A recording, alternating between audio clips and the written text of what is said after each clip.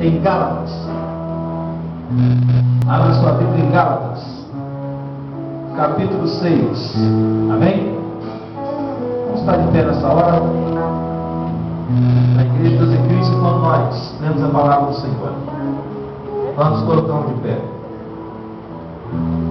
Gálatas 6, versículo 1. Deus quer falar com você nessa noite. Aleluia. Irmãos, se alguém for surpreendido de alguma ofensa, vós que sois espirituais, corrigi o tal com espírito de mansidão.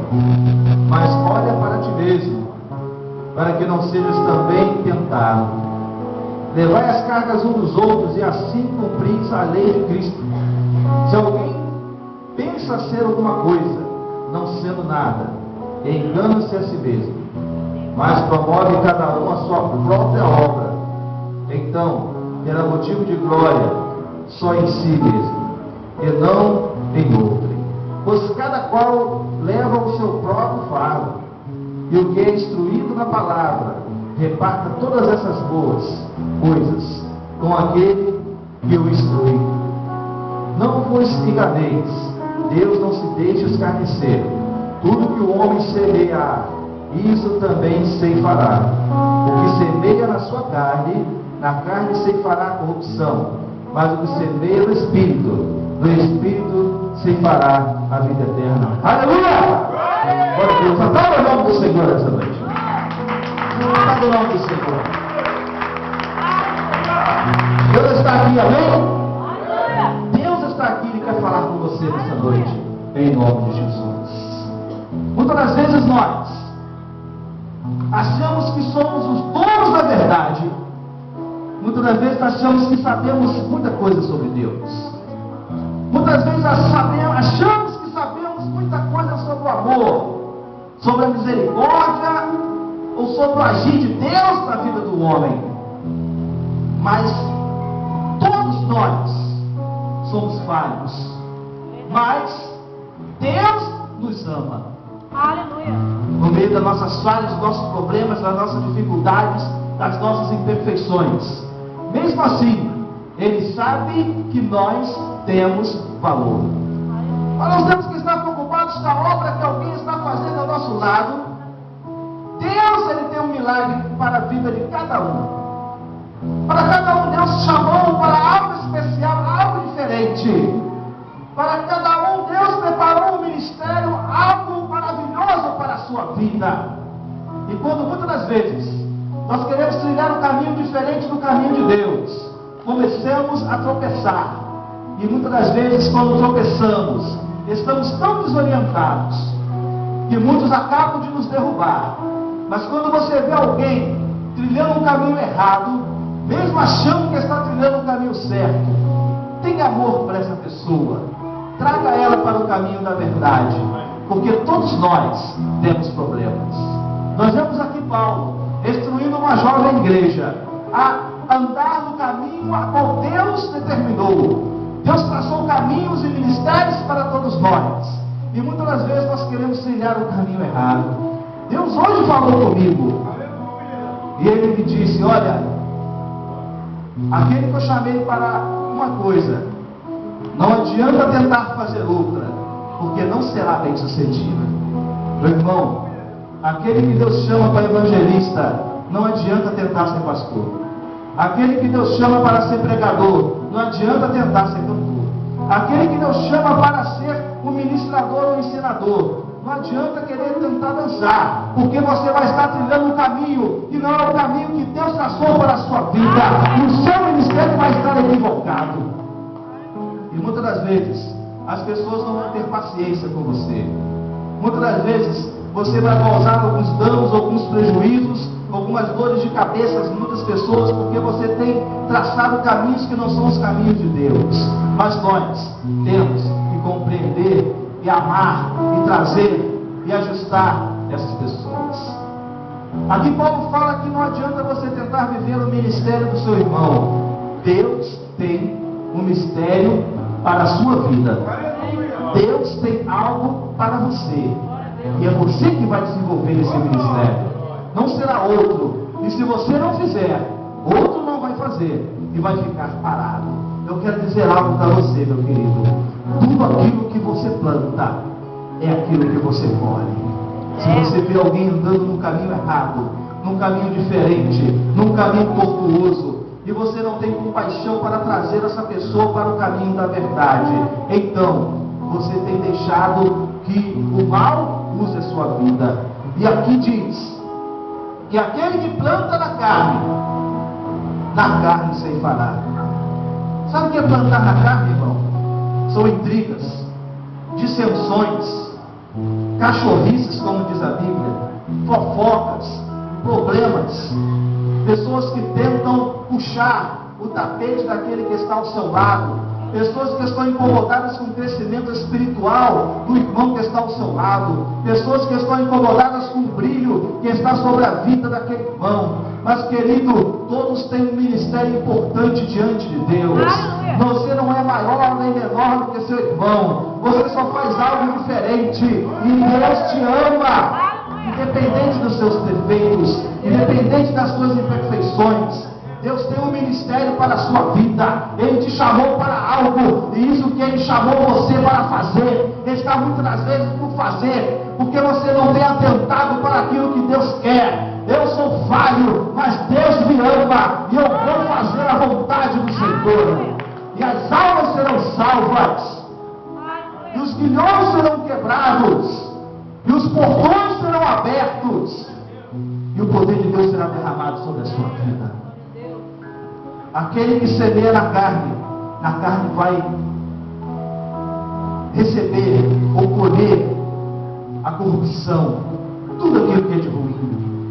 Irmãos, Deus nos chamou para uma vida espiritual, Deus nos chamou para a vida eterna, Deus nos chamou para andar em glória. Às vezes nós perdemos tanto tempo vivendo a vida do nosso irmão, às vezes nós perdemos tanto tempo deixando de fazer aquilo que Deus nos determinou. Às vezes nós perdemos tanto tempo preocupado com quem cresce, com quem desce, com quem levanta, com o que Deus faz na vida de um, de A, de outro. A Bíblia diz: viva cada um a sua vida, siga cada um o seu ministério. E quando você fizer o seu ministério, você não estará escorado no ministério de ninguém, você estará fazendo a sua obra. Olha só, aquele que planta no Espírito colherá a vida eterna. Ajuda o teu irmão, levanta ele. Se ele está no caminho errado, pega ele pela mão. Vem cá, meu querido, Deus tem um mistério para a sua vida.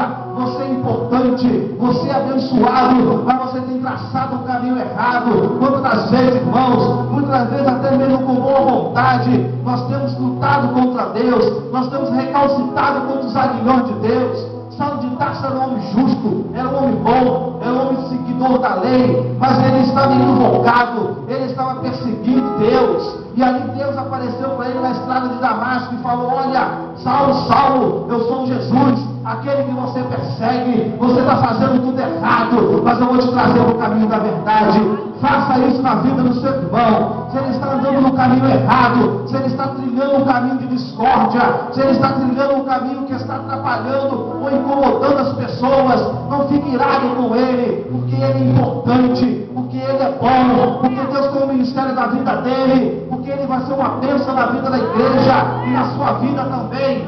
Traz ele para o caminho da verdade. Nós somos um corpo. Se o seu dedinho do pé está doente, você não arranca ele, você cuida, amém? Se você machuca a sua mão, você não arranca ela fora, você cuida, amém? Se existe alguém do seu lado que está te incomodando, irmão, não ora para que Deus derrube essa pessoa, não. Traz essa pessoa para a luz, traz essa pessoa para a verdade. Abraça ele e fala: olha, irmão, talvez você esteja trilhando um caminho errado na sua vida, mas você é importante para Deus. Deus tem um mistério na sua vida, e você está tentando ir por outros caminhos. Abraça essa pessoa, traz ela para a verdade. Aqui Paulo fala de crentes, aqui Paulo não fala do mundo. Eu quero dizer para você, dentro da igreja tem problemas. Sabe por quê? Porque dentro da igreja tem pessoas, e as pessoas têm problemas, e as pessoas geram problemas.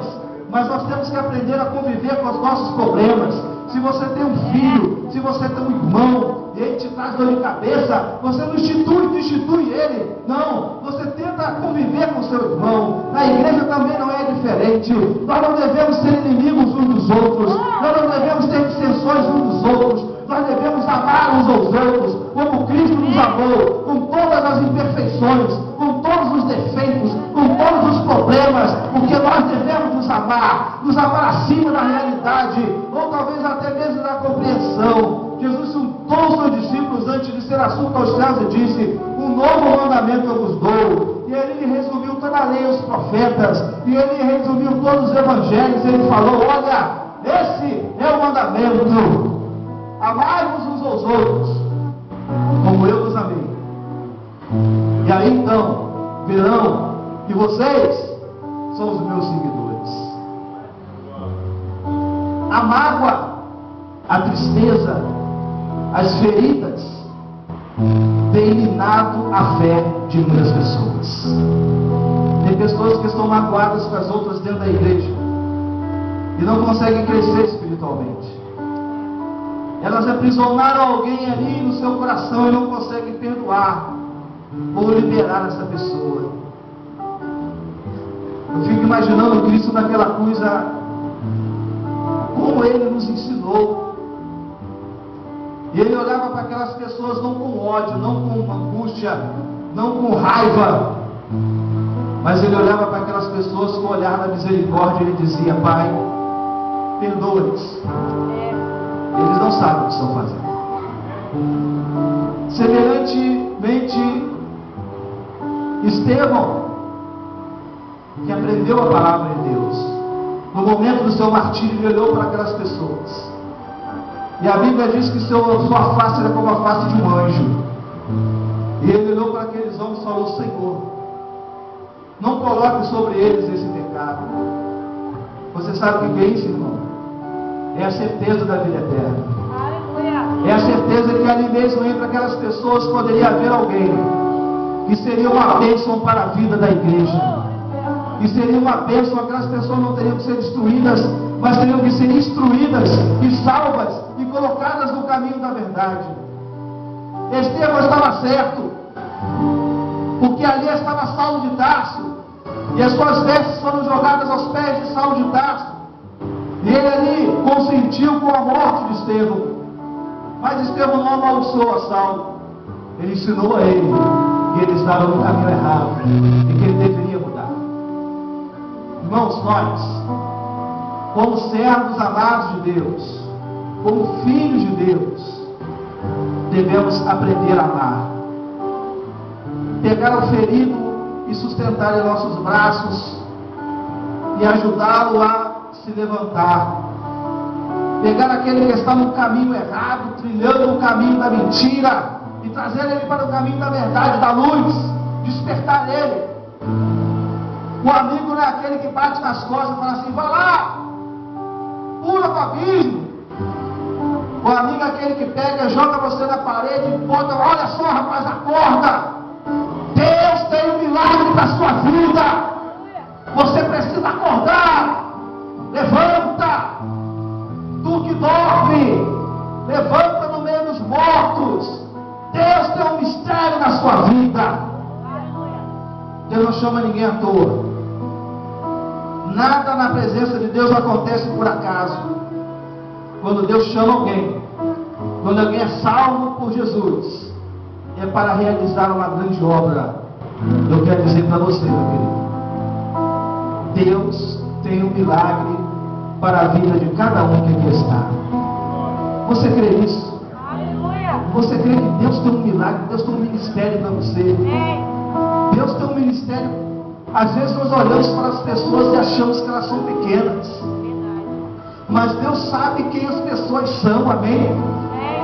Quando Ele pegou aqueles pescadores que ninguém dava nada por eles, Ele sabia o que estava fazendo, porque Ele sabia que dentro de cada um daqueles homens havia algo especial.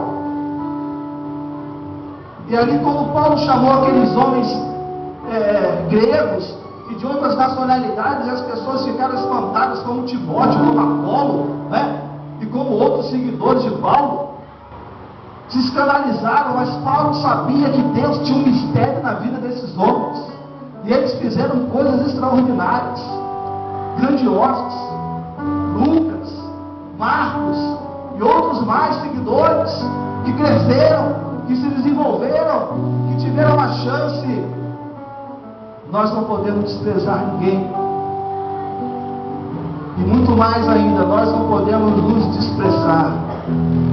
Você não pode ter uma autocondenação de si mesmo. Você é importante para Deus. E Deus tem algo para você, para ser realizado na sua vida. A escolha é se você planta na sua carne, ou se você planta no seu espírito. Porque se você planta no espírito, você herdará a vida eterna. Você está somando para as honras e glórias e maravilhas de Deus. Querido, nessa noite, eu gostaria que você guardasse essa palavra no seu coração, e que você pudesse praticar o amor sobrenatural de Deus. Que Deus te abençoe. Eu quero orar por você nessa hora.